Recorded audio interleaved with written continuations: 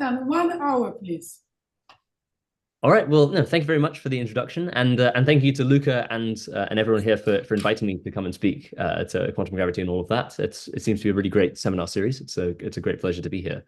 Yeah. So as was mentioned, I'm going to be talking about an approach to modeling space-time as a kind of discrete mathematical structure in the hopes of developing a fully computable foundation for both classical and quantum gravity. And I'll probably talk a little bit in more detail about what precisely that means. But just as a preliminary point, I'll spend roughly, I'm going to try and gauge this to spend roughly half of the talk talking about kind of background material, which can be found in some rather old papers from several years ago, from kind of 2020, 2021, where we first laid out this formalism. But then I'm also going to try and focus towards the end, in particular, on some new results from that have been emerging in the last sort of year or so regarding things like observational signatures of space-time discreteness and deviations of kind of, discrete models of space-time from the classical gravity limit, at least in the mesoscale regime. The other thing I just wanted to mention off the bat is I'm going to show a lot of kind of simulation results and pictures and so on. I've made a point of ensuring that all of those things should be exactly reproducible, so long as you have a standard mathematical license, and you can find there's a GitHub repository containing the software framework Gravitas that I developed for producing most of these simulation results. So what's the idea? The idea is to take quantum gravity, which is traditionally, obviously a branch of physics that tends to use continuous, non-computable mathematical structures, things like Lorentzian manifolds, Riemannian manifolds, fiber bundles, Fock spaces, and so on, and render it into a computable theory. So what does that mean? It means, in the first instance, taking those sort of traditionally continuous mathematical structures and representing them discretely, representing them as data structures that have a finite computable representation of the type that can in principle be represented using Turing machines. And so I'm going to start with a focus on how we do this, even just for classical gravity, because doing this for classical gravity contains most of the sort of the hints as to the formalism that we hope will eventually work for quantum gravity too. And maybe towards the end, I'll give some indications of how the kind of quantum mechanical and quantum field theoretic side of the formalism can also be developed. Although that side is, I would say, not yet as rich as the classical gravity side. So there was a question already actually from, just as another procedural point, Luca already mentioned this towards the beginning, but if people have questions mid-talk, please feel free to interrupt. I'm happy to kind of mold the structure of this to what people are interested in. So in that spirit, I think there was already a question from George about how this approach relates to certain existing kind of discrete approaches to quantum gravity, in particular things like causal dynamical triangulations developed by Jan Ambjorn and Renata Lal. So I'll mention a few of these in passing. But so CDT is this approach where space-time is kind of discretized into essentially a simplicial decomposition of pentachora. Not too dissimilar from certain decompositions that exist in areas like loop quantum gravity. But then the idea is that, Jan, for instance, I know argues that CDT is not really a truly discrete model for quantum gravity because it's still using a continuous mathematical structure. It just happens to be piecewise flat. It happens to be that each simplex is a piecewise is a flat manifold, and then the data for how those simplices glue together is discrete, but it's still a continuous structure because if you had a particle or something, it could still in principle exist anywhere in the continuum of that locally flat manifold. This is quite different to, say, something like causal set theory, in which spacetime is a genuinely discrete mathematical structure. It's not that a particle or something could possess an arbitrary real numbered location. There are just single distinct points, distinct events in spacetime that are linked together by some kind of partial order, by some discrete partial order structure. That approach from causal set theory is more similar to the kind of stuff that I'm going to be talking about in the course of this talk. So it's a distinction between a sort of a truly discrete mathematical structure versus merely a kind of piecewise flat manifold representation. So maybe I should start by asking George, whether or not that makes sense as a preliminary answer to his question. Yes, I think so. And I see that you have using GitHub, how it says, GitHub, whatever. Yes. Yeah, so that's why it is really, but I would say, computable. Right, exactly. The ultimate proof that it's computable is that we can actually compute it. Yes, that's true.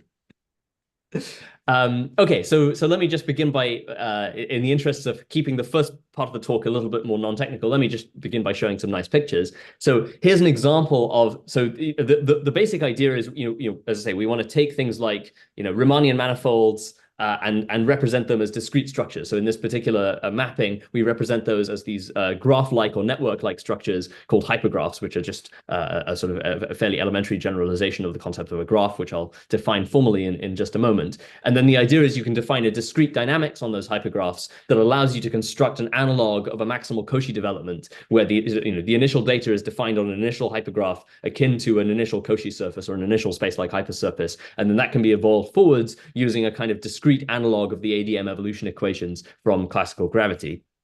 So just to give you an indication of how that works, and again, these are images that were produced using that gravitas framework that I linked to at the beginning. So here's an example of so on the right here on the top left, we have an initial discretization of a space-like hypersurface corresponding to a binary black hole system represented using Brill-Lindquist initial data. The nodes of the graph, or the vertices of the graph, have been colored in accordance with their discrete extrinsic curvature. And I'll show you again in more detail later on exactly how that's calculated.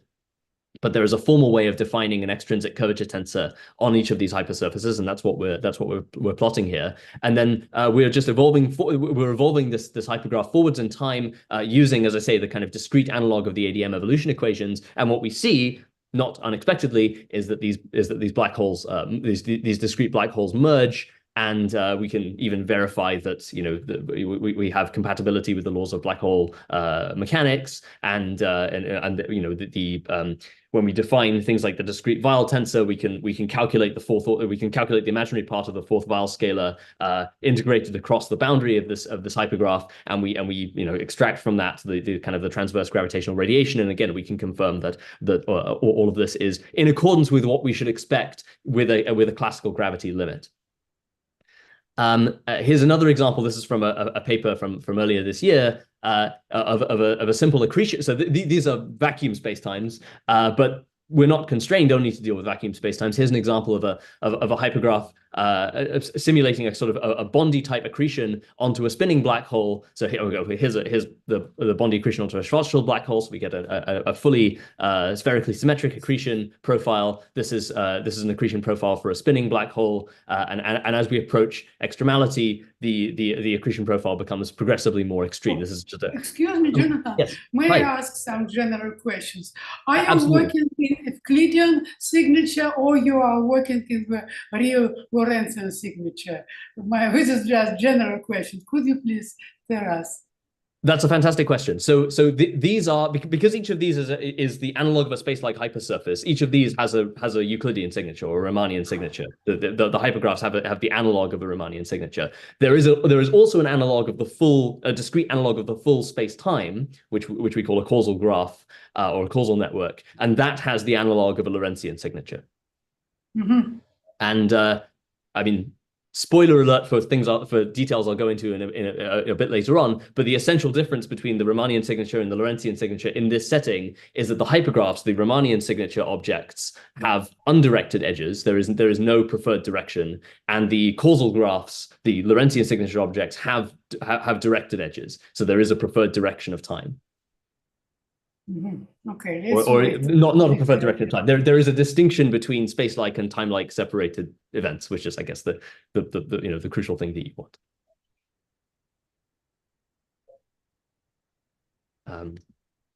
Okay. Please Does that make continue. sense? No, Okay. it's okay. Please continue. Sure. I'm hoping that will become more clear. If it doesn't, please let me know. But yeah, so the important thing is that each of these is the analog of a space-like hypersurface. So these are all kind of, you should think of these as limiting to Riemannian manifolds. But okay, so these are examples of non-vacuum spacetimes or snapshots of non-vacuum spacetime simulated using the same formalism. And again, we can confirm that in some appropriate limit, these accretion profiles agree with analytic solutions derived in the context of classical GR by people like Petrick and Shapiro and others. Can I ask something here? Yes, please. I suppose that for the accretion disk, you use perhaps a discretized version of GRMHD or something like this. So there's no magnetic fields. This is GRHD at the moment. This is just a perfect relativistic fluid. Okay. So the question is, are the trajectories of the particles in the accretion disk chaotic, or are they integrable? That's an interesting question. So they are. I'm not in. I don't know of a reasonable definition of chaotic versus integrable dynamics in a fully discrete setting. They certainly limit. So these profiles here limit to things that would not be integrable. The limit case of this dynamics, as this hypergraph converges to a Riemannian manifold, the limit case is not going to be an integrable system in general. Without taking that limit, I don't know how to answer that question. Thanks. But it's an interesting question. And yeah, certainly with the incorporation of electromagnetic fields, that would not make things better. But okay, so maybe I can start by going into a little bit more technical detail about what it is I'm talking about. So when I say that these things are hypergraphs, you can really just think of them as being undirected networks or undirected graphs. The fact that they are hyper is just a statement that they are generalizations of ordinary graphs in which edges can connect not just a pair of vertices or a pair of nodes, but an arbitrary non-empty subset of the vertices. The reason we do that is not particularly profound. It just happens to make some of the algorithms a bit more straightforward if we treat the hypergraph case in full generality. But so in practice, you can think of them as just being collections of subsets of elements. So here are two examples of directed hypergraphs in the arity 2 case on the left and the arity 3 case on the right. And so we'll typically use this notation as a way of denoting a particular hypergraph, at least in small cases, where we give we give specifically indices for each of the vertices or each of the nodes, and we represent each edge or each hyperedge as a subset of those nodes. Okay, so as I say, the intuition is that each of these should be, our kind of discrete analog of a Cauchy surface or a space-like hypersurface. So then the question becomes, how do we define our dynamics? Obviously in continuum space-time settings, this is fairly straightforward. You define dynamics by, treating that space-like hypersurface as a Cauchy surface, and then you define typically hyperbolic partial differential equations. But, the question is essentially, what is the analog of a hyperbolic partial differential equation for a combinatorial structure like this? And there's a kind of fairly intuitive answer. I mean, I don't claim it's certainly not the only way of defining dynamics, but it's a very natural way of defining dynamics, which is to define a hypergraph rewriting rule or an update rule. Genuinely just a rule that says if you have a piece of the hypergraph, if you have a sub-hypergraph that looks like this, that's isomorphic to this left-hand side of the rule, then you can replace it with a piece of hypergraph that looks like that's isomorphic to the right-hand side of this rule. And there's a whole extant literature in theoretical computer science of abstract rewriting systems applied to fairly general combinatorial structures, but to graphs and hypergraphs in particular. And there's actually a very nice sort of algebraic semantics for all these things that's developed in the field of compositional graph rewriting theory. But that's the basic idea. Your dynamics, your analog of hyperbolic PDEs is just a collection of rules, or perhaps even just a single rule that says anytime you see a piece of hypergraph that matches this pattern, you can replace it with a different piece of hypergraph that matches that pattern. And so then starting from an initial condition, so starting from, say, a very simple hypergraph like this, you can grow out something that gets progressively more complicated. And so for this particular rule that I showed on the slide before, so this is what its evolution yields if we just apply it sort of everywhere where it can be applied to some very simple double self-loop initial condition. And then after 14 steps of that evolution, so after 14 iterations of applying that rule everywhere where it matches simultaneously, this is the hypergraph that we obtain. And so, as I say, the big picture intuition is that maybe there's a class of these rules that corresponds to something like the ADM evolution equation, something like the hyperbolic part of the full Einstein field equations, and that will therefore justify us thinking of these hypergraphs as being akin to Cauchy surfaces in relativity. There's the eagle-eyed amongst you may have already spotted a potential issue here, which is the order in which we apply the updates, that in general, there'll be many different locations where a particular rule can match. There'll be many sub-hypergraphs isomorphic to the left-hand side of this rule. And so in general, there won't be just a single evolution order. There won't be a single canonical updating order. And that's a very good point, and we'll get onto that in a moment. That has to do with the fact that there is, that in this particular way of setting up a discrete classical gravity formalism, that statement that there is no canonical updating order is related to the statement that there is no preferred gauge when foliating your spacetime. Okay, so that's yes, please.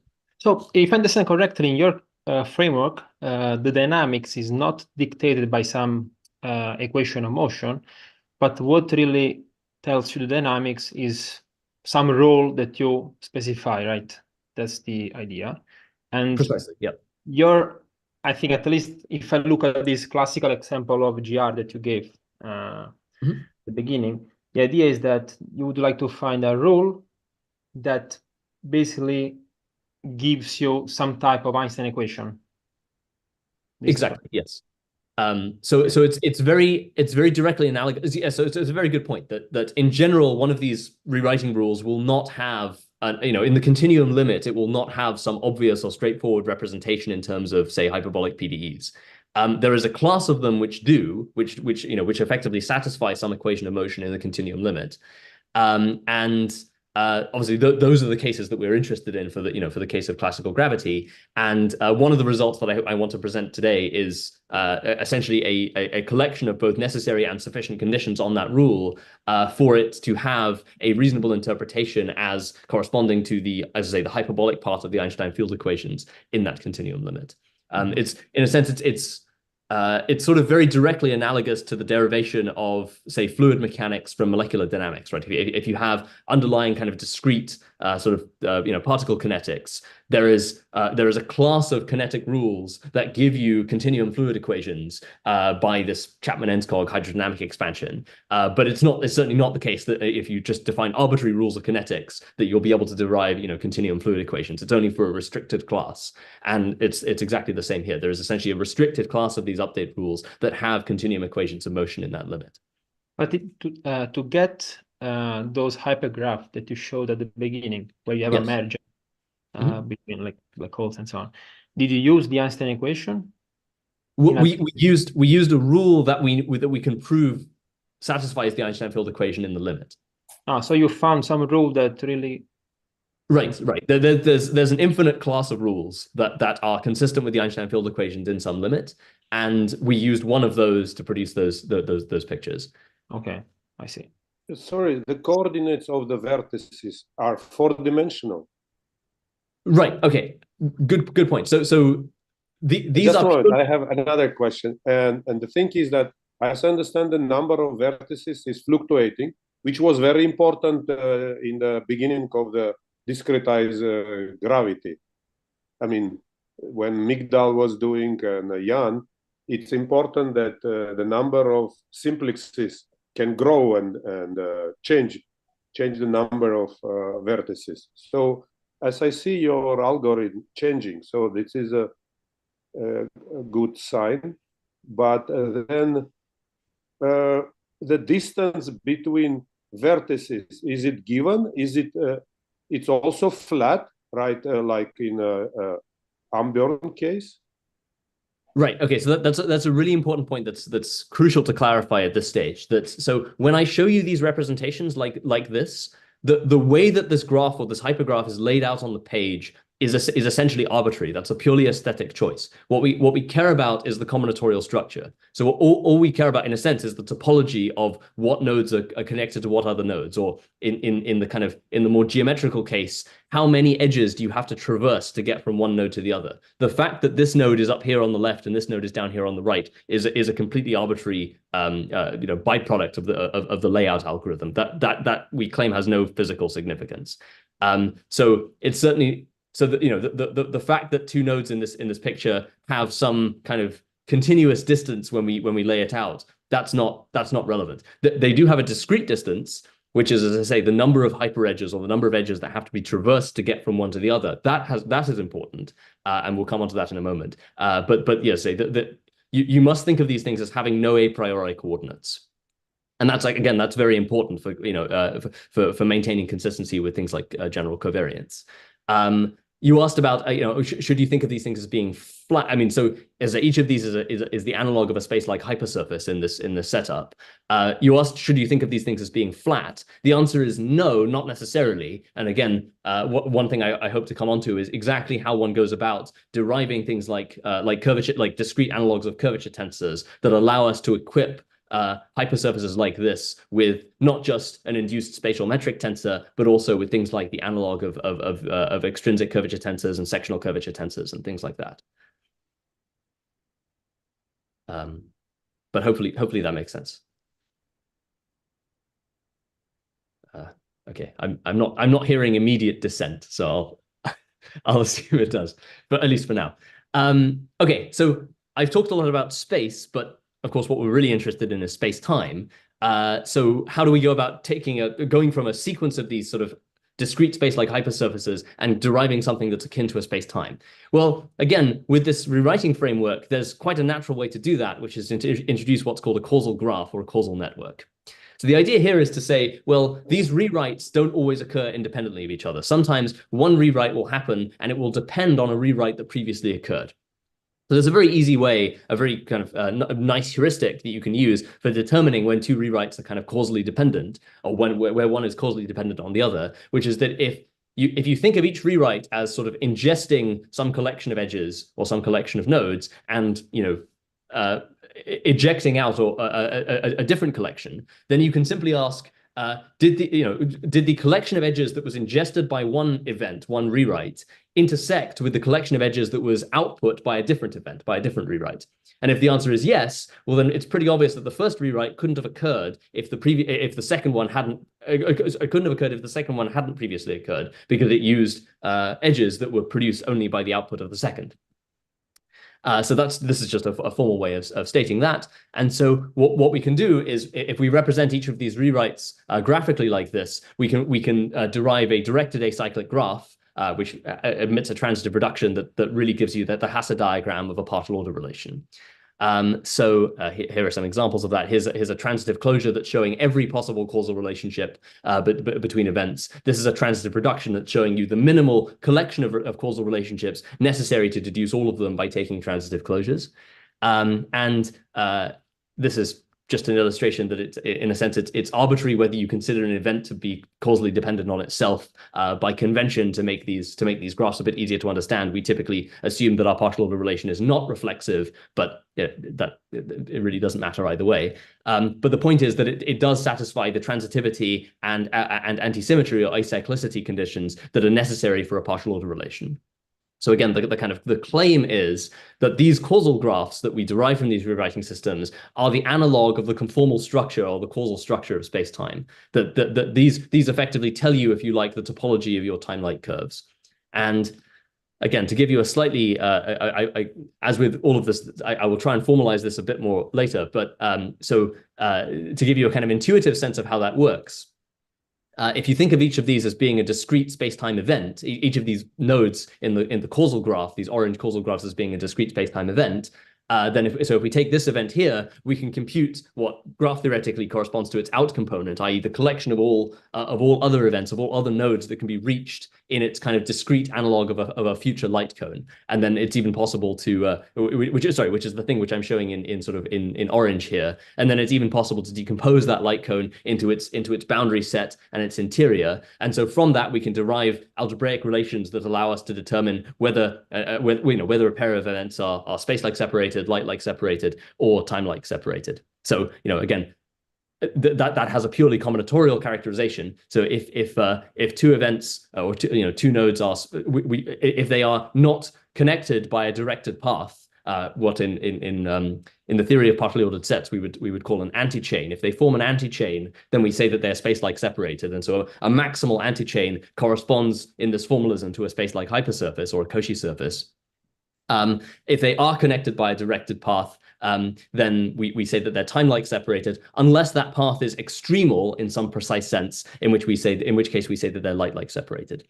So with this, once we have a causal structure like this, that, as I say, we derived very straightforwardly from this rewriting system, we can immediately start defining analogs of the causal relationships and indeed chronological relationships of discrete space-time.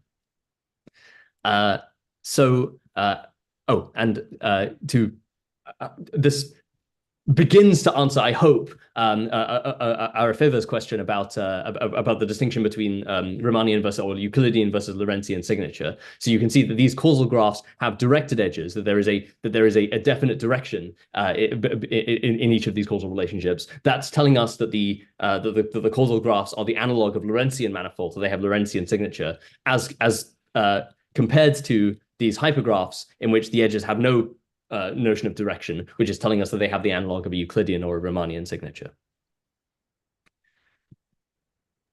Actually, the intuition just tells that your Hausdorff dimension will increase. I mean, what is the Hausdorff dimension of these structures? That's a really good point. Is it 4? I mean, how it be 4? It looks like it can be anything. No? Right now, all I've proposed is an abstract formalism. So certainly in this case, the Hausdorff dimension is not 4. Certainly, these cones, the exponent appearing in the growth rates of these cones will not be 4. And yes, you're completely right. In the case where these things grow and grow without bound, it's very often that they will limit to something that is not finite dimensional. That's actually very important for what I'm going to talk about later. That's also related to your point earlier, which I now realize I've neglected to talk about, which is the point you made about the number of nodes growing over time and that being somehow important. So that may well be important for compatibility with, I don't know, inflationary cosmology or something, that these hypergraphs start out small and get progressively larger. In a sense, the formalism is agnostic to whether or not that's true. But so I mentioned earlier that it's possible, in relation to Luca's question, that it's possible to find necessary and sufficient conditions on these rewriting systems for them to satisfy Einstein field equations in the continuum limit. Those conditions are closely related to whether or not the Hausdorff dimension limits to something finite as the system grows larger. So it's certainly not the case that the formalism does not mandate that they limit to something finite. But if you enforce that constraint plus 2 other axioms, then the resulting causal graph that you get limits to a Lorentzian manifold with a canonical Einstein metric. Hopefully that makes sense. Okay. Once I come to how we constrain the Hausdorff dimension of these things, I will come back to you and ask whether that constituted a reasonable answer to your question. But okay, I'm not going to dwell on this too much in the interest of time. But I mentioned earlier that there is no canonical updating order for these things. So although I showed before this very nice kind of single thread of time showing the evolution from one hypergraph to the next, in reality you have to bear in mind that what you've actually got is a kind of tree or a directed acyclic graph of that parameterizes all possible updating orders. And as I kind of briefly alluded to before, as we'll see later on, the freedom to choose the updating order of the hypergraph is related to the fact that we are free to choose the gauge. We are free to choose the lapse function and shift vector that we use when decomposing one of these causal graphs into and foliating it into a sequence of space-like hypersurfaces, into a sequence of these spatial hypergraphs.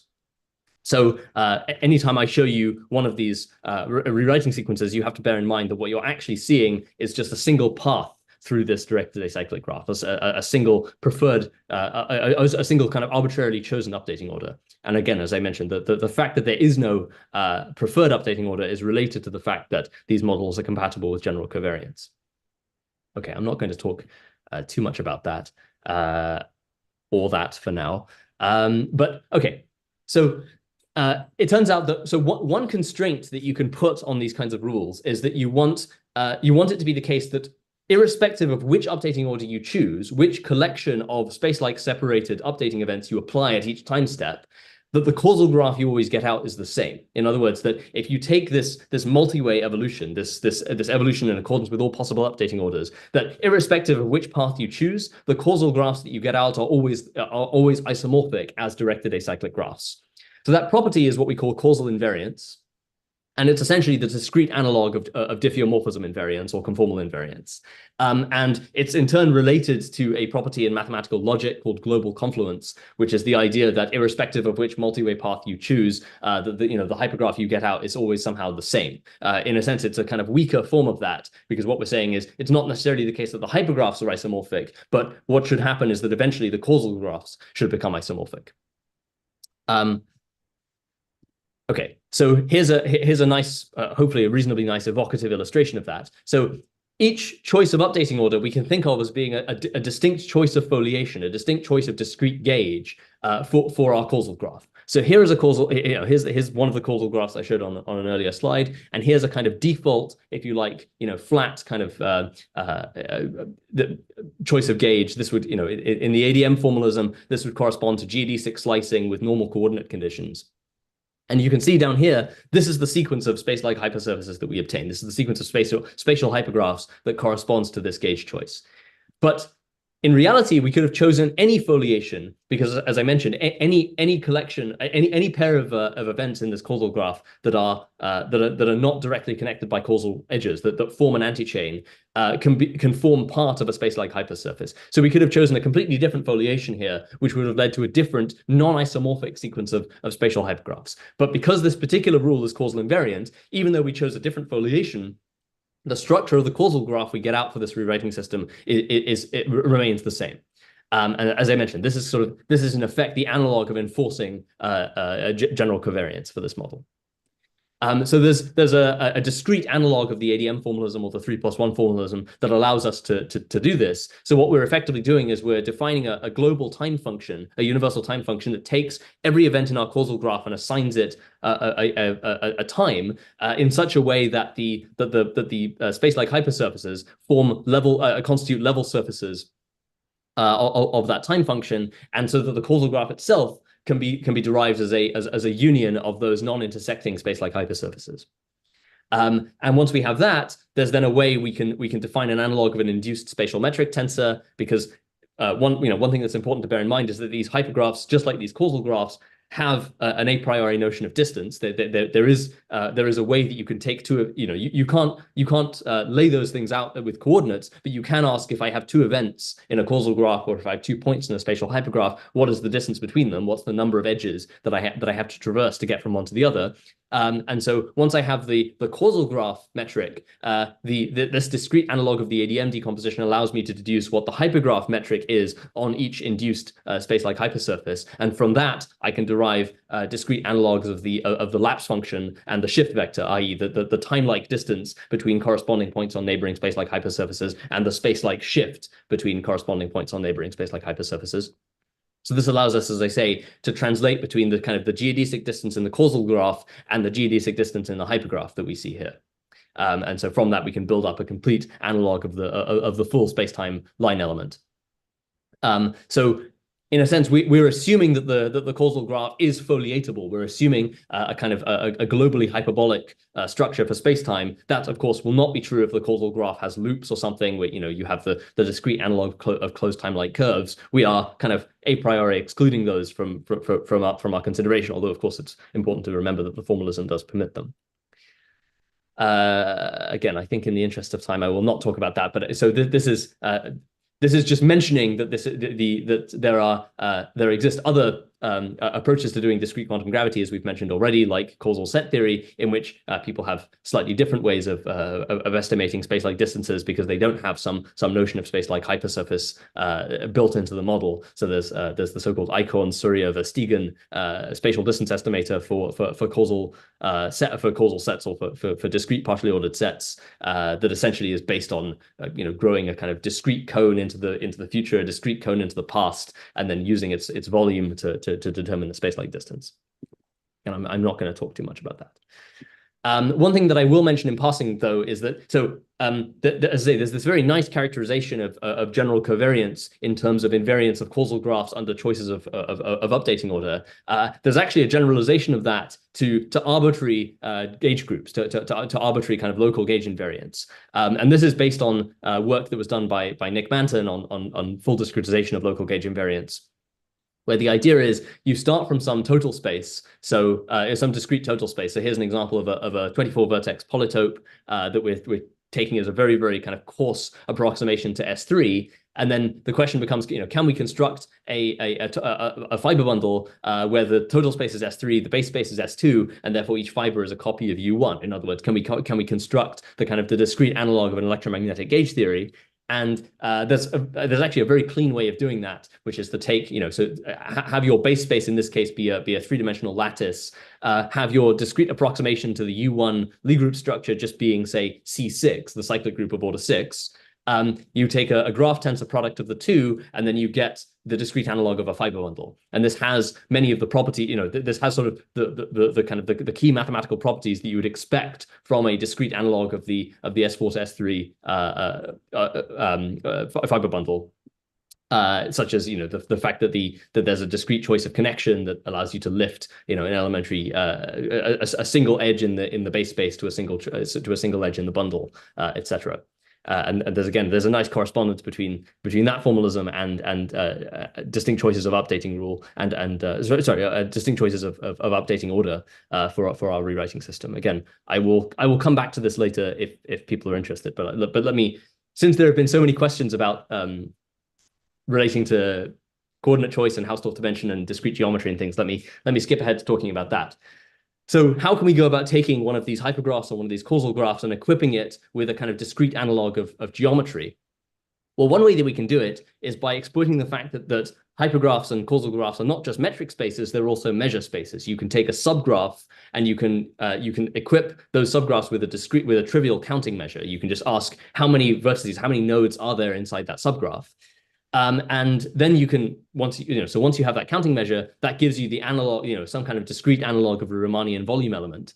And so then you can ask, say, okay, so if I choose suppose I choose a node in the hypergraph and I grow out a discrete ball, a discrete geodesic ball, by just asking, what are all of the nodes I can reach in one step? What are all of the nodes I can reach in 2 steps? What are all the nodes I can reach in 3 steps, and so on? And I ask, how does that ball grow with time? As George, not with time, sorry, how does that ball grow with the sort of discrete radius? As George already alluded to, this allows you to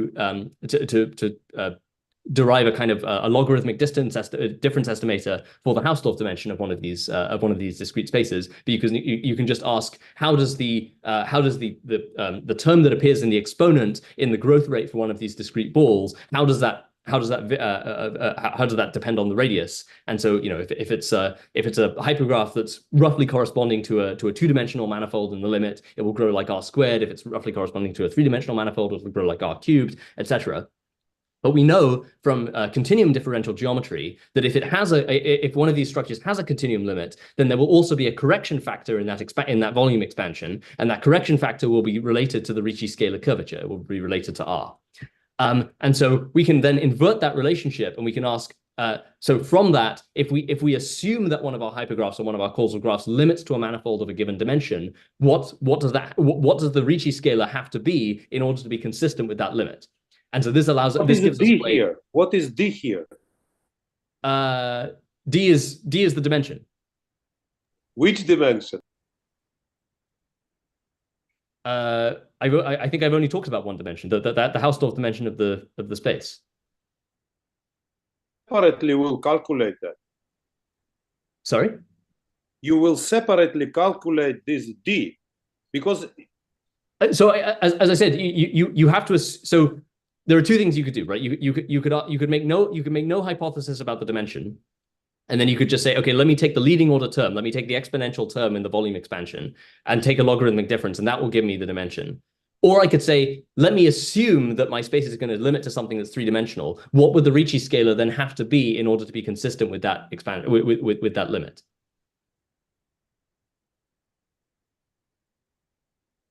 Okay, thank you. Right. So, and of course, if you made the wrong choice, if you assume that it was limiting to something three-dimensional, but it's actually limiting to something five-dimensional, then your Ricci scale, then the Ricci scalar that you extract out from that relationship is not going to be finite. But in the case where it is finite, that kind of tells you that your initial guess for the dimension was probably correct, or probably reasonable, I should say. Who knows what it means to say that it's correct? Okay, so. Yeah, there's a formalization of this, but let me again, in the interest of not getting too bogged down in technical details, let me just give you again hopefully a reasonably evocative picture of this. So you can in addition to the natural choice of metric, to the natural hypergraph metric, there is also a Wasserstein metric. There is a one Wasserstein or a transportation metric that you can define, because, as I mentioned, these things are also measure spaces. And so the idea with that is that you're treating each one of these small geodesic balls as being some discrete analog of a Riemannian volume measure, and then you can ask, what's the transportation distance from one to the other? And so that has a very nice geometrical interpretation, because it's effectively asking, what is the discrepancy between the metric distance between the centers of the balls and the average distance between points on the surfaces? So you can see here, there's a blue geodesic ball and a green geodesic ball in this hypergraph. The points at the centers will have some given hypergraph distance, but we can also ask, what's the average distance between corresponding points on the surfaces of the balls? Those geodesics are shown here in pink, and the discrepancy between the two will tell us something about the Ricci curvature of the hypergraph. So now, relating to George's question, this gives us a way of determining the Ricci scalar, a discrete Ricci scalar, in a manner that does not depend on any knowledge a priori of the limiting dimension. So even if we knew nothing about the limiting dimension, or even if the limiting dimension was infinite, we could still define that discrepancy between the two distances, and that discrepancy would give us a Ricci scalar that's compatible with the Taylor expansion of the volume element that I showed on the slide before. And so in simple cases where we kind of know what the limit is, like for flat, two-dimensional or three-dimensional hypergraphs, we can confirm that this notion of this discrete definition of the Ricci scalar does indeed conform to what we'd expect, that it does indeed give us, in a sense, the subleading correction term in the expansion, in the volume expansion. So here you can see if we have a hypergraph that limits to something of dimension n, and we have a discrete, we're taking volumes of discrete balls of radius r, a small r, then that allows us to compute the Ricci scalar and confirm that this kind of dimension-dependent definition does indeed conform with the dimension-agnostic definition that I showed over here. And we've done lots of numerical experiments to confirm that these things not only do they agree with each other, but they also agree with the known continuum value of the Ricci scalar when we take that limit. There are even ways that, so these are all quite simple geometries. There are even ways that you can construct hypergraphs through a process called Poisson sprinkling that comes from causal set theory. You can construct hypergraphs and causal graphs that have a known arbitrary Riemannian metric, and you can so we know what the we know what the continuum value of the Ricci scalar has to be at every point, and again we can confirm that these two things do indeed converge once you take a large enough sample. So these are some slightly more non-trivial geometries where you can see effects of curvature and so on. But so here you can see this is us growing out a geodesic ball in red in a kind of flat in a hypergraph that limits to a flat two-dimensional manifold. Here it is. Here's a curved, a positively curved two-dimensional manifold as its limit, but again we get correct values for both the dimension and the curvature. That's a bit about scalar curvature. There's a construction so that allows us to get the Ricci scalar, and with a slight modification of a directional form of the Ricci tensor. There is also a way of deriving the full Riemann tensor on which we can then do a standard Ricci decomposition by, instead of taking a geodesic ball, we just take a pair of geodesics at one point, a pair of geodesics at a different point that correspond effectively to the four indices of our Riemann tensor, and then we ask what is the discrepancy between the corresponding points at the endpoints of those geodesics versus the points at the center. So here you see a pair of geodesics, one red, one yellow, another pair, one orange, one purple. And so we can ask what's the distance between the kind of the vertex point of the two, which is shown in blue here, or turquoise, and then we can ask what's the distance between the points at the end, which are shown in green and sort of and brownish, and then again the discrepancy between the two allows us to calculate it allows us to calculate components of a rank 4 sectional curvature tensor, which is then trivially related to the components of the Riemann tensor. So there is a kind of a full generalization of differential geometry that we can define on these discrete structures. And that at least allows us to build up the basic machinery of Ricci tensors and Weil tensors and Einstein tensors and so on that we need to start constructing the discrete analog of general relativity. I've shown this so far all for hypergraphs, and considering the case of geodesic balls that don't depend on direction, but in the case of causal graphs that have a notion of directedness of edge, there is a fully analogous construction that involves looking at the growth rates not of geodesic balls but of geodesic cones. So here's an example of a conical, a causal graph that limits to a 1+1 dimensional sort of conical spacetime. And again, by computing an expansion for a geodesic cone, we can again infer that this is indeed this indeed has a 1+1 dimensional limit. Here is a non-flat hyperbolic. A non-flat causal graph, again 1+1D, but limits to a hyperbolic space-time. And again, we can determine not only does it have this limiting 1+1 dimensional structure, but we can even infer things about the limiting values of the curvature tensors. So now getting back to George's question about finite dimensional limits, whether the Hausdorff dimension of these things converges. Of course, in general, it won't. So here's an example of a causal graph where it pretty obviously doesn't. This is going to limit to something that's infinite dimensional. That there's no way that a causal cone that you grow out in one of these causal graphs is going to have an exponent that limits to anything finite. So then you could ask, okay, what are the conditions that we need to impose on the dynamics to ensure that the causal graph, and by extension the hypergraphs that we get by foliating it, have finite dimensional limits? So what we can do is we can calculate something that we call the dimension anomaly, which is essentially an average of this Ricci scalar, of this discrete Ricci scalar computed over all points in the hypergraph or all points in the causal graph. The intuition behind that is that, as I say, the Ricci scalar gives you the subleading term in the volume expansion. So if you kind of guessed that the graph would be finite dimensional, but it's actually limiting to something that's not finite dimensional, then what you will expect to see is that subleading term will kind of grow without bound, because your leading term is constrained to grow insufficiently quickly. So reversing that, if you can place a constraint that says that subleading term can't get too large, at least when averaged over the complete causal graph, that will ensure that the causal graph has to limit to something finite dimensional. And so by following through that argument, you end up concluding that this discrete sum of the space-time Ricci scalar over the whole causal graph, its variation must converge to 0 as the causal graph gets larger. And so what you end up concluding is a discrete analog of the Einstein-Hilbert action. And so the case where the causal graph limits to something finite dimensional is exactly the case where that discrete Einstein-Hilbert action is extremized. Sorry, let me stick with the vacuum case for a moment.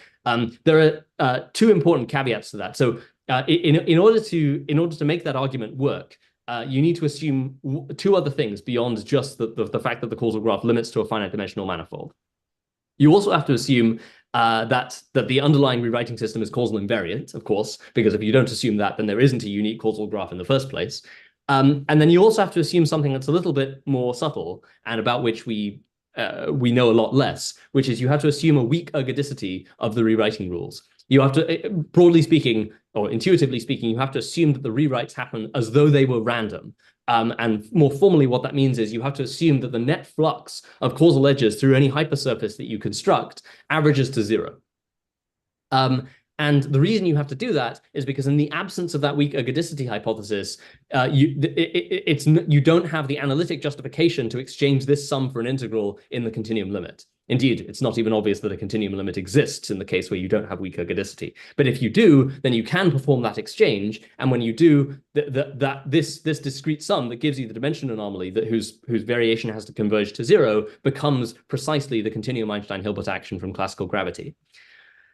So subject to those three assumptions, finite dimensionality in the limit, weak ergodicity of the rewriting, and causal invariance, we can derive the vacuum Einstein field equations. And if we allow an arbitrary source, of course, we can also derive the full non-vacuum Einstein field equations. And the intuition behind allowing for that source is the fact that in this setup, we are kind of very strongly assuming the equivalence principle, in the sense that if you imagine that you have a hypergraph that contains not just background space, but also kind of particle content, then the choice to distinguish, which hyperedges correspond to the background, to the maintenance of background space versus which hyperedges correspond to particles is completely arbitrary. So the choice of whether terms should appear on the left-hand side or the right-hand side of the Einstein field equations is, again, completely arbitrary. But so if we make that separation, then we can choose to separate off which parts of the causal graph and hypergraph we treat as corresponding to geometry versus which parts we treat as correspond to baryonic matter terms, and that gives us and by breaking that apart, essentially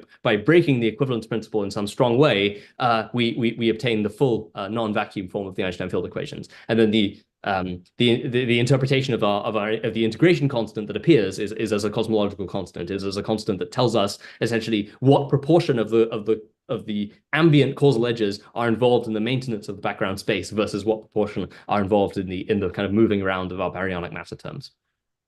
But the reality is that we don't, in this setup, there is not yet a particularly well-developed theory of what baryonic matter would even correspond to. It's sort of tempting to assume that there may be some way of kind of setting up localized topological obstructions, as you see here. Here's an example of a kind of lump of non-planarity, a lump that's isomorphic, I think, to a subdivision of K33 that we've introduced into the hypergraph that's now propagating as a kind of localized topological excitation. The argument is that this might correspond to something like an elementary particle, although that's a very speculative idea. But the reality is that we can effectively decompose hypergraphs and causal graphs into these localized topological excitations that correspond to baryonic matter terms, and background geometry that correspond to background geometry. And when we do that decomposition, what we obtain are the Einstein field equations. Can I ask something related to especially ergodicity you mentioned earlier? Perhaps it's not directly relevant, but if, because you try to reconstruct Cauchy surfaces and all of this kind of story, do you see can you obtain a well-defined Dirichlet or Neumann problem in this kind of discretized version? So the answer is probably yes, but I don't know how to do it. It's a good question. I mean, the general issue. So okay.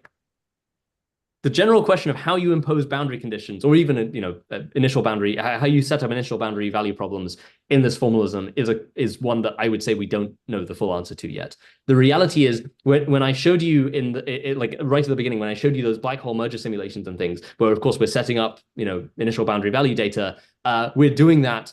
The initial data is constructed in a kind of slightly fake way, where we start from a continuum Cauchy surface and we discretize it using this Poisson sprinkling process. So effectively, what we're doing to produce the initial hypergraph that we then feed into the algorithm is we take a space-like hypersurface corresponding to an initial snapshot of a Brill-Lindquist geometry for a binary black hole system. Then what we're doing is we're throwing down. We say, okay, let's define a Poisson point process where we just scatter points, we scatter nodes, where the probability of a node appearing in a given region is proportional to the value of the Riemannian volume measure in that region. And then if 2 points are within a certain Riemannian distance of each other, we connect them with a hyperedge. And then once we've got that, we can then throw away the Riemannian metric information. We just have the combinatorial data of the hypergraph. We then feed that into the algorithm. So that's a way of setting up a hypergraph, in a manner that we know in a sense, we know because we faked it to be that way. We know in the continuum limit is going to be consistent with some boundary condition or some initial value, problem. But the general problem of how you define sort of discrete analogs of boundary conditions, I would say we really don't know the answer to that yet. And it's related to the fact that I've talked a lot so far about the hyperbolic part of how we evolve from one hypergraph to another. Of course, there's also the elliptic part of the Einstein equations that correspond to constraints on the hypergraph, within each hypergraph itself. Those, I would say, so far are much more mysterious.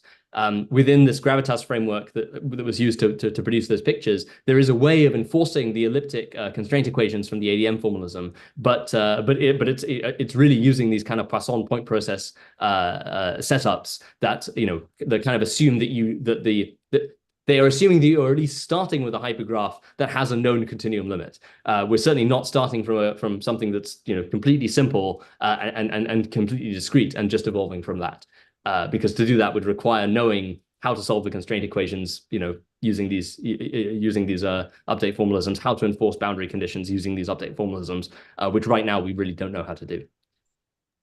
Thank you very much. No worries. Okay, so we're coming up to the top of the hour. Let me see. Is there anything else that's worth mentioning? Probably not here. Please take into account, but strictly speaking, it's less 5 minutes, maybe 4 minutes. Right. So keep your time. Thank you. Yeah. So I skipped through some details, which I'm very happy to go back on, specifically to ensure that we keep the time, at least for the structured part of the talk. I'll just finish with a brief hint at, two things. One is that I'm not going to talk about this here because this is a whole separate talk, and as I mentioned at the beginning, it's really a much less well-developed part of this formalism. But one very tempting thing to do is to take these multi-way evolution graphs, these graphs that parameterize the kind of the non-deterministic collection of all possible updating orders, and treat them as corresponding to something like the evolution of a Hartle-Hawking wave function, where the idea is that at each layer of one of these multi-way evolution graphs, you have not just a single space-like hypersurface, but a collection of space-like hypersurfaces with some discrete weighting. And so then the idea is, you could ask, can I treat this as being some superposition of possible hypergraph configurations? And it turns out that the answer is yes. And just like we can derive a kind of a continuum Riemannian metric in the case of hypergraphs or Lorentzian metric in the case of causal graphs, we can derive a Fubini-Studi metric in the case of these slices through multi-way evolution graphs that allows us in turn to derive at least the beginnings of a full quantum field theoretic formalism once we go to the non-deterministic multi-way evolution graph case. I'm not going to talk too much about that. It's not it's not as well developed, but I've been talking pretty much exclusively about classical gravity, so I just wanted to tell you there is a quantum mechanical side to this too. It's just we don't know as much about it yet. So maybe just to wrap up in the last minute or so, I'll go back to the pictures I showed right at the beginning and mention, this is kind of an interesting mathematical exercise to ask, can we derive a kind of a fully computable foundation for quantum gravity? Is there anything physically interesting or physically important about this formalism? So one thing I'll just mention before we close is that one of the reasons for doing these simulations that I showed at the start is to try to understand, in the cases where we don't perform a continuum limit, where in a sense we keep the hypergraph fixed at some kind of mesoscale size, of course, we expect to see certain discrepancies from classical gravity, and we can actually parameterize those discrepancies in terms of higher order contractions of the Riemann tensor. Those discrepancies, of course, will vanish as we take the continuum limit. But in the mesoscale, those discrepancies might actually be observable. And so one reason for running these simulations is to determine, how might those discrepancies manifest. So one thing that we found in these simulations of binary black hole mergers, again in the kind of mesoscale regime of this discrete formalism, is that you see a phase shift effect in the imaginary part of the fourth Weil scalar that's related to the discretization scale, that's related to essentially how far away you are from being a continuum spacetime. And so the interpretation of that is that you would expect to see certain signatures in the transverse gravitational wave strain from microscopic black holes that are merging very close to the spacetime discretization scale. That's one sort of somewhat exciting thing. Another that's, as I say, from a very recent paper looking at these accretion profiles, is that for the case of these spinning black holes that are very close to extremality, as you approach extremality, the density of hyperedges in the ergosphere goes way, way down. to the point where for a fully extremal, say, Kerr black hole, the ergosphere actually becomes fully disconnected. In the hypergraph of the ergosphere becomes fully disconnected. One interpretation of that is that those black holes spinning near extremal speeds would act as effectively amplifiers of the underlying space-time discretization, potentially amplifying discreteness effects to kind of astrophysically relevant scales. So again, another very interesting feature of that was found in these simulations is that in this mesoscale regime, for black holes spinning close to extremality, what you see is that things like the accretion rates, for these Bondi or Bondi-Hoyle-Littleson type accretion problems, there is an analytical formula known in classical gravity for what the rate of mass accretion, momentum accretion, etc. should be. You see a precipitous drop in those rates as you increase the discretization scale. So in other words, another potential way that you could observe an underlying discreteness of spacetime that we see in these simulations is that a black hole spinning close to criticality that's accreting a perfect fluid will have a lower accretion rate, and in fact its fluid accretion will be more unstable than we would expect it to be if we were to assume classical gravity. So I just wanted to convince you, and I wanted to mention in passing in the last few minutes that it's not only the case that we can sort of reproduce classical Einstein field equations, we can also potentially quantify potential deviations for them, from them within these discrete spacetime formalisms. So I think I'll close the kind of the structured part of the talk. And thanks for great questions so far. But I'd love it if people have other things that you wanted to discuss. Okay, thank you. Thank you for your talk, but I'm very sorry, I dare to say I do not understand your approach. Maybe I will wait till people ask questions and okay. Questions, please. I don't see any questions. There is Themistocles. Ah, yes, there is one. Yes, Themistocles. Oh, you have a very complicated name. Themistocles. Zupanos. Okay, please ask your question. Okay, thank you for the very, very nice talk. I have a couple of questions. So the first one is, could you comment a bit more about how you get the Fubini's 2D metric and how you would parameterize the states in the Hilbert space in this occasion? Because I found this very, very interesting. Oh gosh, okay. I was intentionally hoping people wouldn't ask me about the quantum mechanical side. Sorry then. No. That's quite all right. So I don't have a huge amount of detail on these slides in particular. I can send you some additional papers if you're interested that go through this in a bit more detail. But the basic idea is, so when you take one of these multi-way evolution graphs and you slice them apart like this, you can construct these so-called branchial graphs. These graphs that tell you, so here's a particular collection of hypergraphs that can be reached at a particular time step. These pink edges that are connecting them are telling you things about the common ancestry distance within this multi-way evolution graph. So it turns out that these multi-way evolution graphs have a certain algebraic structure. In particular, they have a tensor product structure. So anytime you have a pair of distinct paths that can be sort of or a pair of distinct evolution paths that can be performed in parallel like this, that parallelization of those paths you can think of as a tensor product operation, and that operation satisfies the requisite associativity and unitality axioms of a tensor product. In fact, it has the same algebraic properties as the tensor product of finite dimensional Hilbert spaces. So you can immediately define a formalism that is analogous to that of quantum information theory on these multi-way evolution graphs. And moreover, you not only do you have a tensor product structure, you also have a dagger structure. You have some generalization of the Hermitian adjoint, because you can take any one of these evolution edges and you can invert it. So and that gives you an involution operation that satisfies the axioms of a Hermitian conjugate, and you can prove that it's compatible with the tensor product operation in the way that you'd expect. And it even has what is called a compact structure, a Cartesian compact structure that allows you to define the analog of a dual space. Because any hypergraph has a natural notion of a dual, where you just effectively exchange the hyperedge set and the vertex set, and you make the new hyperedge set equal to the incidence structure of the old vertex set.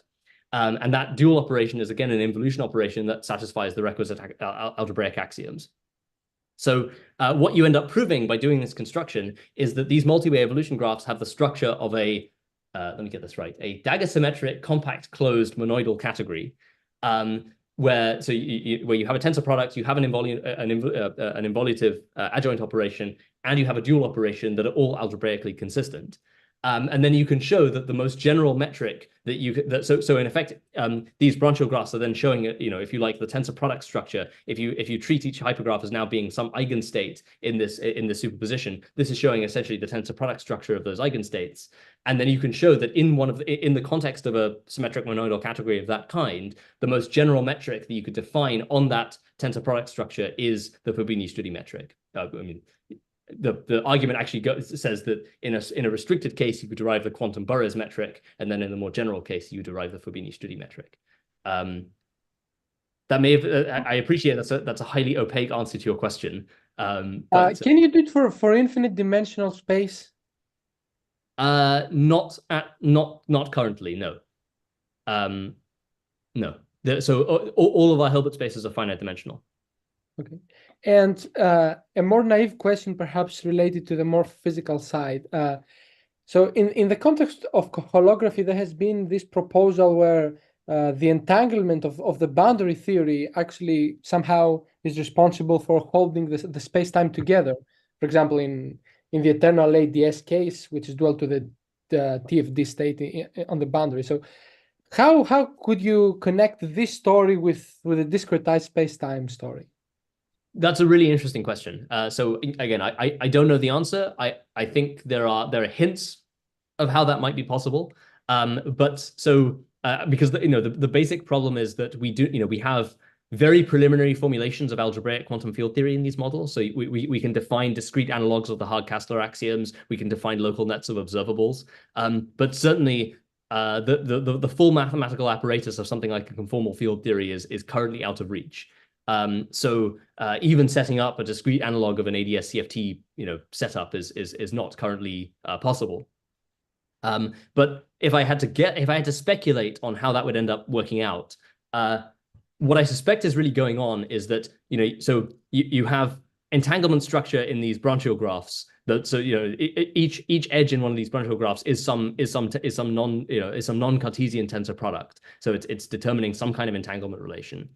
And so the statement of ADS CFT would presumably be that for a particular setup, that there is some way that you can infer things about the hyperedges in the spatial hypergraph from the branchial edges in one of these tensor product representations. That somehow there's a direct relationship that allows you to translate edges in one to edges in the other. I don't yet know in detail how that would work out, but that would be my guess. Okay, Thank you very let much. me just ask you the questions. You start from some graphs, okay? Right. You draw with graphs on plane or in Rn space, where you draw your graphs, where your graphs are embedded. Are they embedded in four-dimensional Minkowski space or what? They're not embedded anywhere, right? So that's at the beginning. That was why I tried to clarify that you really have to think of these. So the way that these graphs are laid out is arbitrary.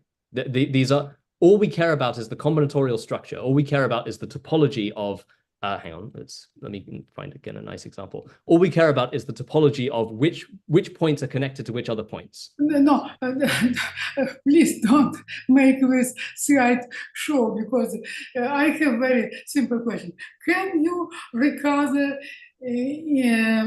continuous Minkowski space from your approach? Yes. So questions number 2, can you recover the simplest black hole from your approach?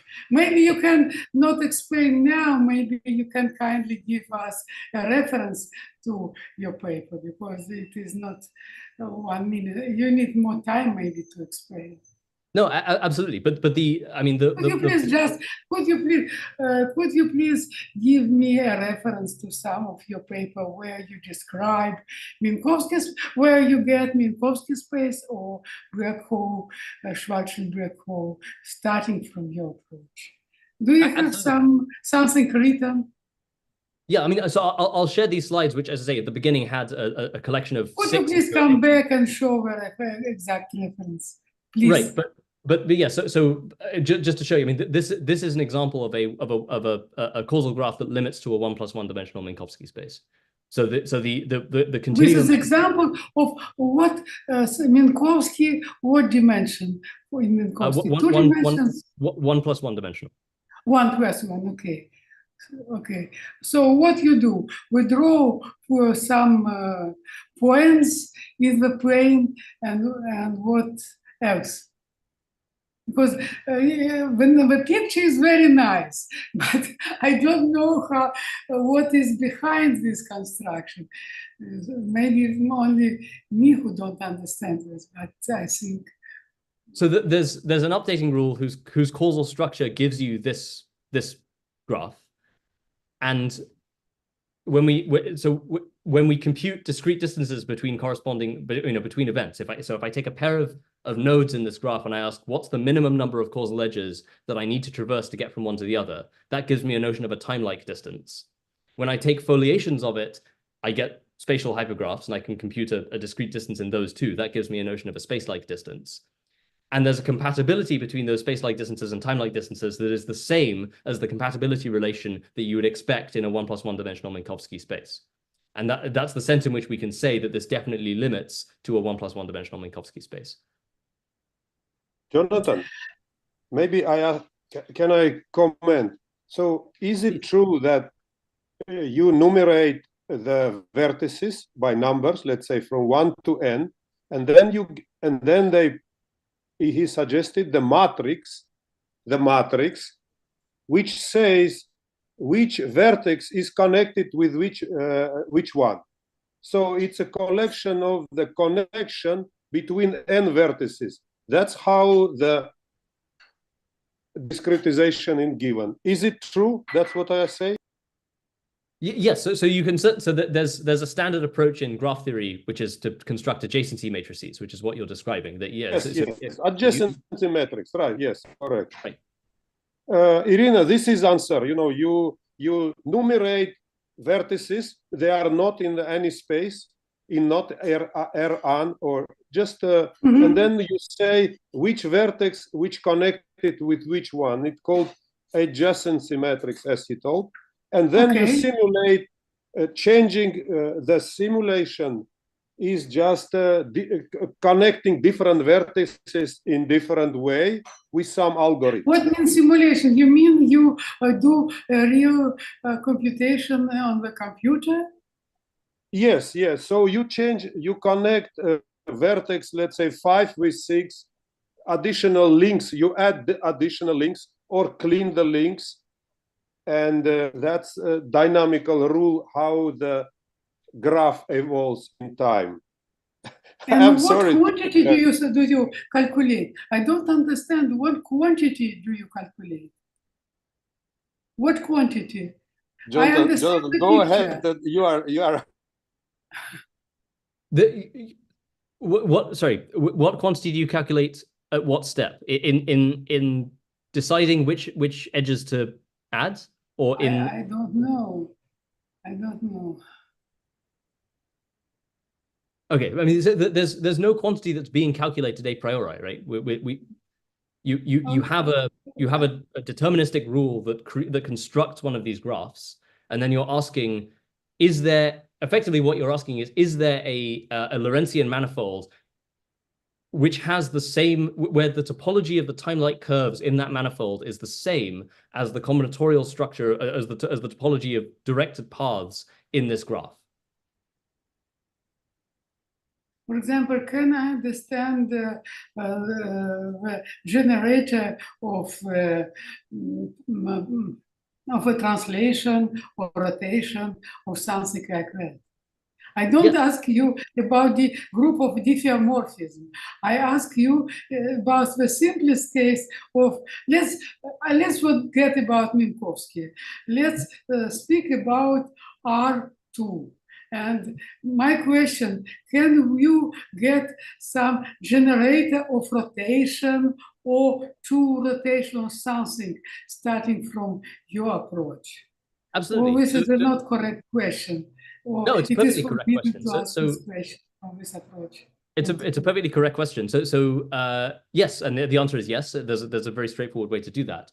If you had a grid like hypergraph that or some clearly had a flat sort of R2 like structure, and you take a geodesic, you take a single path, then you could ask, okay, what automorphisms of that graph will that geodesic to a geodesic of the same discrete length with the same origin point?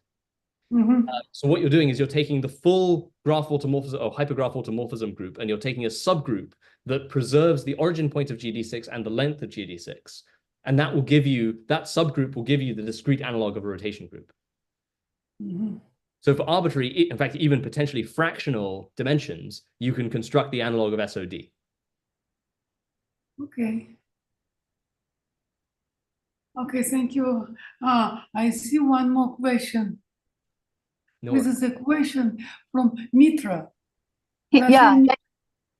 Please ask your question.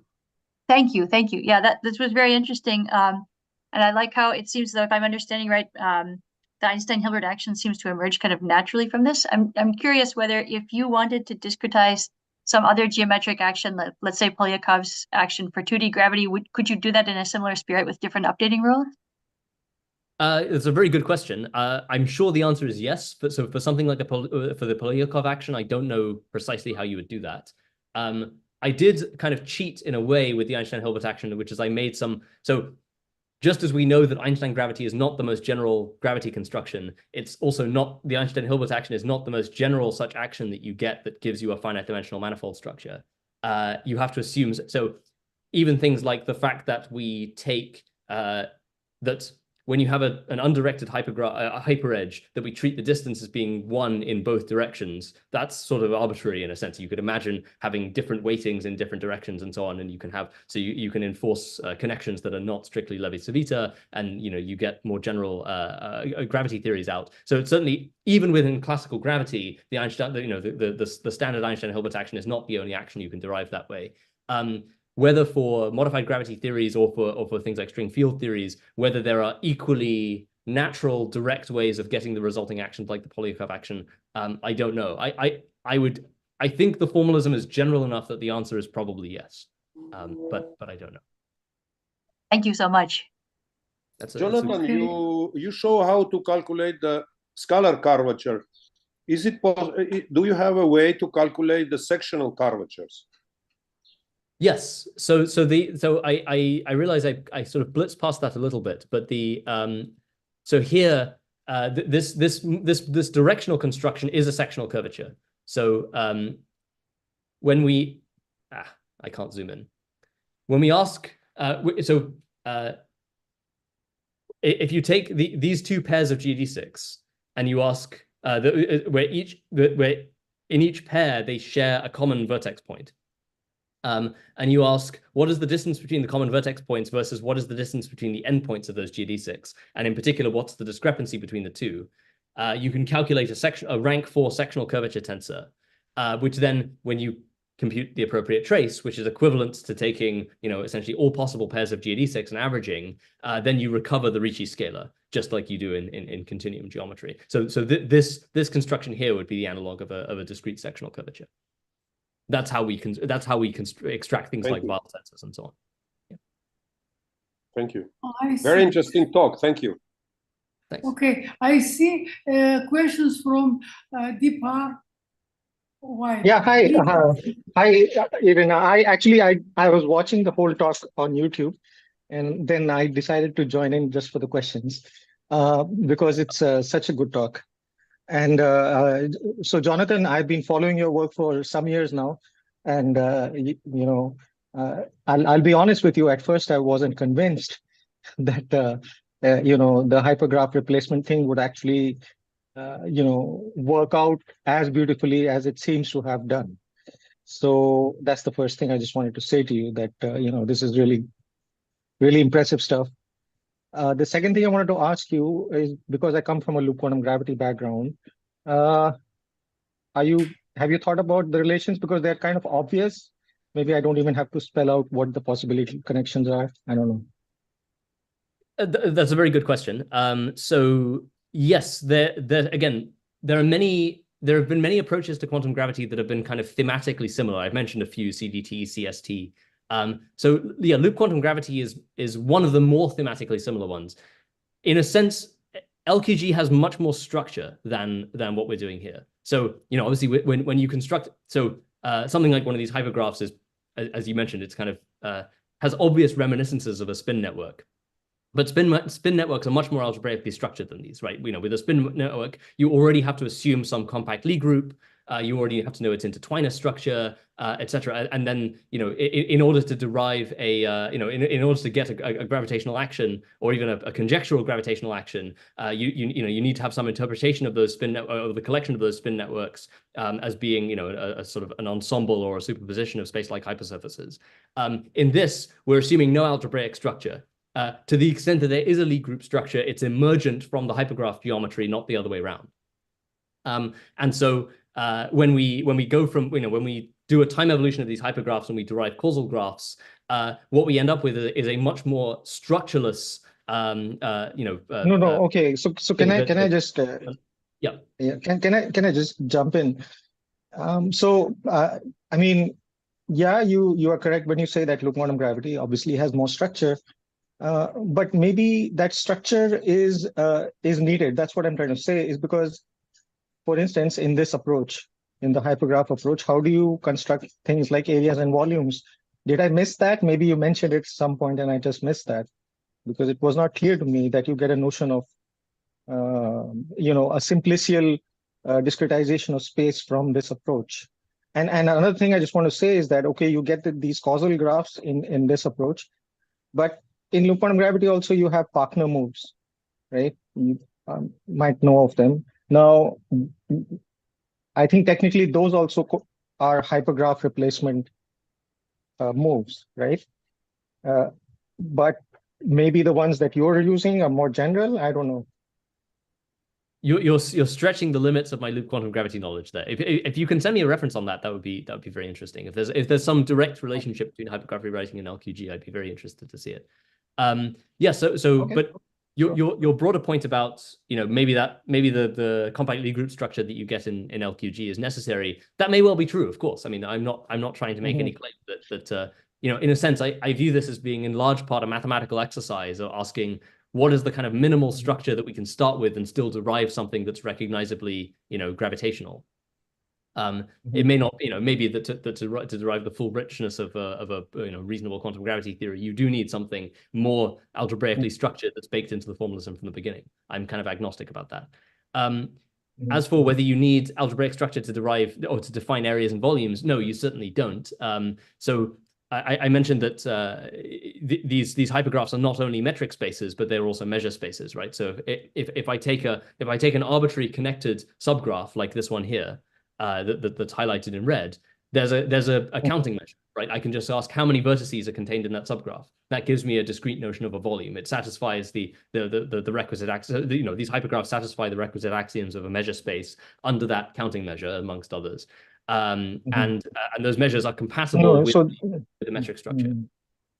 No, so that you could do that if you have an equivalent graph, or where the degree is the same for all the vertices. But what if you have some vertices which are pentavalent, some vertices which have more edges, some have less edges? I mean, do you see what I'm saying? Is there this construction assumes consistent nothing way? about the vertex degree? Okay. Because the way that these, say, the geodesic balls are constructed, as I say, you're just looking at all vertices that can be reached in one step, all vertices that can be reached in two steps, all vertices that can be reached in three steps, etc. Okay. That doesn't depend at all on the degree structure of the graph.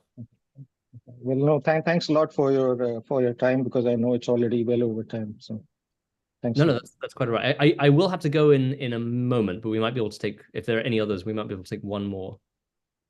Oh, one more question.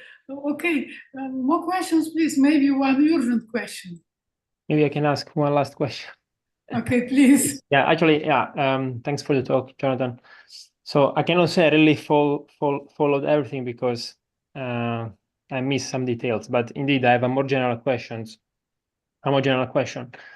like you said basically that in this framework, you are able to somehow derive Einstein equation.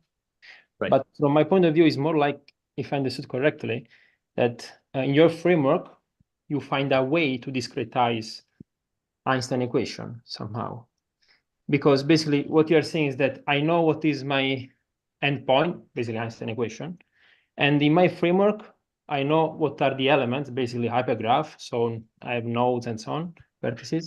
And I just want to find a set of rules, which in principle does not need to exist, right? So, but it exists, a set of rules that somehow reproduce some type of Einstein equation, plus, as you said, some correction due to the fact that if you don't take the full continuum limit, you will have some higher curvature principle. But in this sense, it looks like that you are somehow just, if I look at the first, let's say, most of your talk, your say classical part of your talk, which is most of the talk, I would say that in this framework, we're just providing a way to discretize Einstein equation and do something from which, in principle, you don't need to gain something new, right? Because also when you said that, for instance, if you keep the discretization finite, you will have extra correction, which in principle can induce some new effect in the gravitational waveform and so on. But in principle, this could just be a non-physical effect, right? Just a fake, like a discretization effect that is not really there. So am I correct in viewing this approach not really as a derivation of Einstein equation, or I'm wrong? No, I think you're exactly correct. That's a very nice way to think of it. That of course, as the formalism is extremely general. We make very few assumptions, and so it's certainly the case that it's compatible with there'll be rules that are compatible with all kinds of different continuum theories, most of which are completely unrecognizable.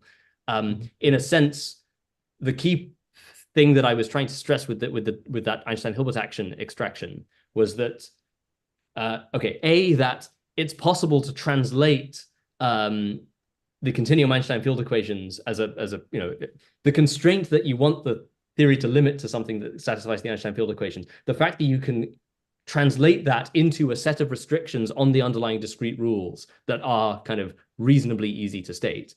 That's, I would argue, somewhat surprising, or certainly not entirely obvious. And the fact that those restrictions appear to us to be reasonably natural, that they are things like that the causal graph should not depend on the updating order, or that the causal graph should not limit to something that has infinite Hausdorff dimension. Those constraints, okay, admittedly, weak ergodicity, that's maybe not so natural, but those two constraints are reasonably natural restrictions to make. And the fact that those are all that you need in order to get continuum Einstein field equations, again, subject to certain assumptions about the connection and so on. That, again, I would argue is a somewhat non-trivial result. But yeah, it's certainly not that we're deriving the Einstein field equations in any kind of general context. It's saying that as long as we make these axiomatic assumptions on the discrete updating rules, the Einstein field equations come out in the limit. Okay. So it was the last question. As I understand, you cannot continue. Well, I'm easy to find. I mean, I'm easy to find. So if people have other questions, please email me. Thank you very much for your interesting talk. Definitely, I will take a look for your paper in archive at least. And as I understand, you put also in net some program of your calculations. True? Yes. Okay. Yeah. Exactly. So one of the principles is that anytime I show a picture, you should be able to reproduce